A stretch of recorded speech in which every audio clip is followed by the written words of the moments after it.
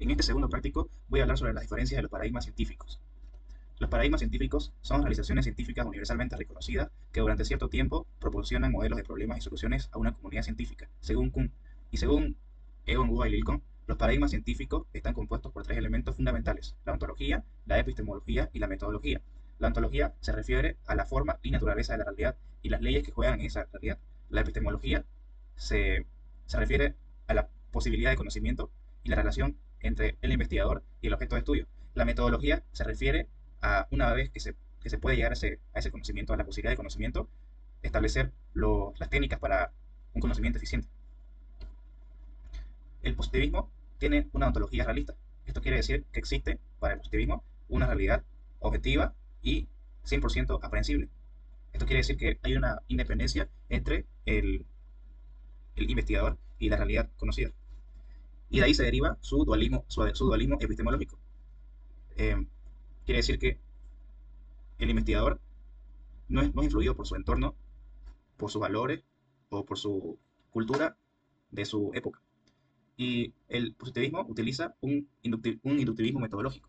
Esto se refiere a que, al ser el positivismo un paradigma empirista, ellos utilizan el método inductivo, que quiere decir que de la simple observación de los fenómenos, de la simple observación de eventos singulares, a través de varios experimentos, eh, ya establecen una ley universal. Ese es el inductivismo metodológico.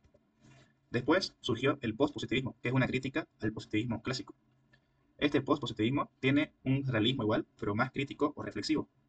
Esto quiere decir que sí acepta que hay una realidad independientemente de la mente humana, o sea, del investigador, pero esa realidad, la posibilidad de conocimiento es eh, limitada. Y esto nos lleva a su epistemología reflexiva, que quiere decir que sí se puede llegar de nuevo a conocer la realidad, pero existe una cierta influencia del entorno del investigador hacia el investigador. Esto quiere decir que la posibilidad de conocimiento puede ser errónea, o sea, está condicionada por valores del entorno, de la etapa histórica del investigador y de su cultura. Por último, el postpositivismo utiliza el método hipotético-deductivo. Y el método hipotético-deductivo, que según Karl Popper es el método científico, que es la constatación deductiva de teorías. Consiste, según Popper, en proponer ideas o teorías de manera provisional y someterlas a contratación crítica. Este proceso implica deducir lógicamente conclusiones a partir de la teoría y analizarla mediante cuatro procedimientos: evaluar su coherencia interna, determinar su forma lógica para verificar si es empírica, científica o simplemente tautológica. 3. Compararla con otras teorías para determinar si representa un avance científico. Y 4. Someterla a pruebas empíricas para comprobar sus predicciones. Y entonces ahí está la gran diferencia con el positivismo en su método. Mientras el positivismo utiliza el método inductivo, el postpositivismo utiliza el método deductivo, que quiere decir que primero, a través de la pura lógica, se establecen teorías y esas teorías son, eh, digamos, confrontadas con otras teorías puramente lógicas también, para después eh, llevarlas a enfrentarlas con la realidad y así hacer predicciones. Y si su predicción falla, entonces la hipótesis fracasa, no es válida. Y si eh, la predicción acierta, entonces provisionalmente se la toma como verdadera, pero solo provisionalmente, porque siempre en el postpositivismo está la posibilidad de que en unos años la teoría sea falsable. Y esa es digamos, la corriente de Popper, que es la falsación.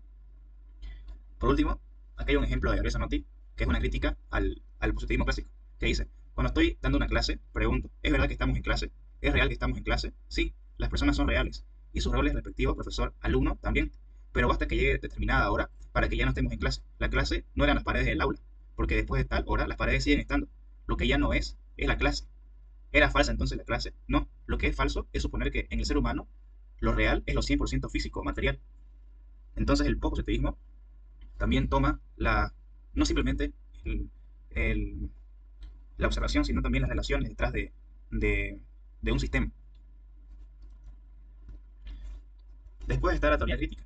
La teoría crítica utiliza una ontología que se llama realismo histórico, que este realismo histórico se refiere a que sí hay una realidad, pero ya no es una realidad inmutable como en el pospositivismo o en el positivismo, sino que es una realidad plástica. Esto quiere decir que la primera realidad de la primera etapa del ser humano eh, fue modificada por factores, eh, ya sea de sociales, culturales, políticos o de cierta índole, más o menos igual a eso. Entonces, de ahí se deduce que su epistemología es subjetivista. Esto quiere decir que la posibilidad de conocimiento ya no es, eh, ya no es independiente, o sea, ya no hay una independencia entre la realidad conocida o el objeto de estudio y el investigador, sino que ya hay un monismo epistemológico, un subjetivismo, que quiere decir que eh, el conocimiento está condicionado por el contexto histórico de cada investigador. Entonces los valores influyen, o sea, sí, los valores, la etapa histórica que le tocó vivir al investigador, su cultura, etcétera, influyen en su investigación. Después está el método dialógico y dialéctico de la teoría crítica. Esto quiere decir que, primero, que el método dialéctico de la teoría crítica se refiere a que, eh, al ser esta teoría, al ser un realismo histórico y su epistemología subjetivista, entonces la metodología de esta teoría tiene como objetivo el cambio de la crítica al status quo de esa etapa histórica. Entonces el conocimiento, sí o sí, tiene que ver con las revoluciones científicas, con el cambio en la manera de las leyes preestablecidas que se creían en esa etapa.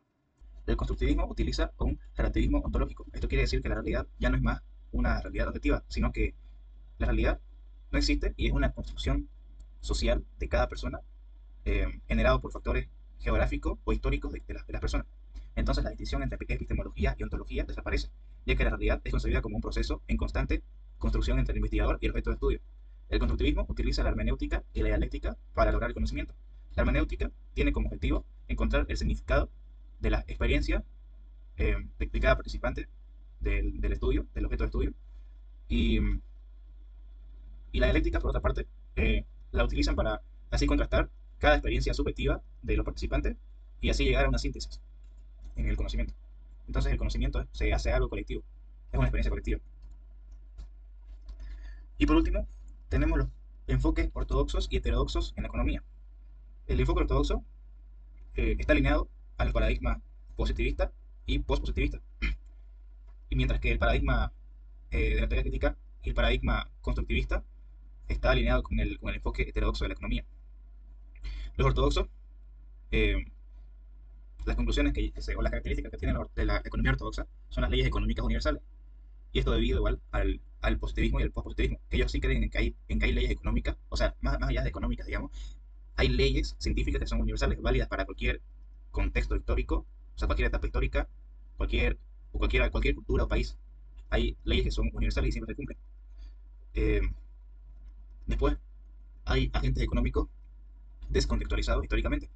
Esto quiere decir que el análisis que se hacen en el enfoque ortodoxo, eh, utilizan elementos o agentes que modelan en su, en su programa, que son agentes, o sea, claro, agentes económicos totalmente desarraigados de su entorno cultural o histórico. O sea, que esos agentes económicos no tienen influencias culturales o históricas o políticas.